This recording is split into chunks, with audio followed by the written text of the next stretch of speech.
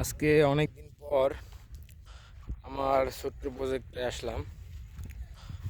আহ,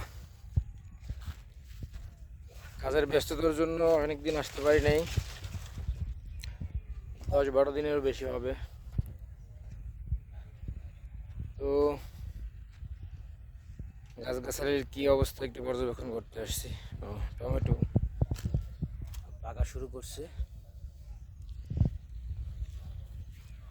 লাউ গাছের কি অবস্থা দেখি, অনেকদিন তো লাউ গাছ নিচে আসি নাই। অবস্থা দেখেন, জঙ্গলের মধ্যে লাউ হয়ে রয়েছে। মাশাল্লাহ মাশাল্লাহ, বিশাল লাউ।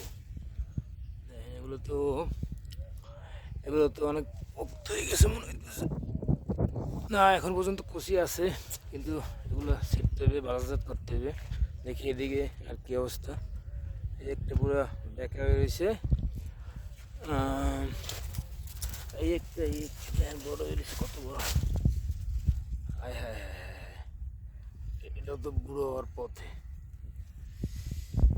এই কি অবস্থা, মাথার উপরে একটা বাজিতে যে রয়েছে কিনা।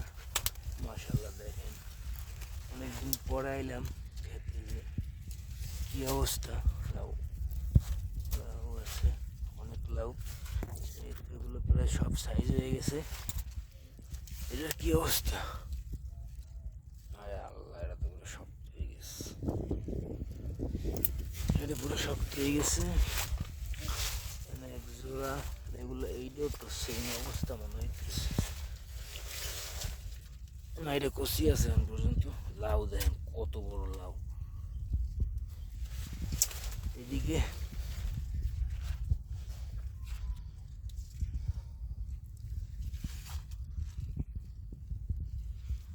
মাশাআল্লাহ, লাউগুলো কত কড়া নষ্ট হয়ে গেছে দেখেন। এগুলো আসলে যত্নের জন্য হয় নাই, সময়ের অভাবে যত্ন করতে পারি নাই।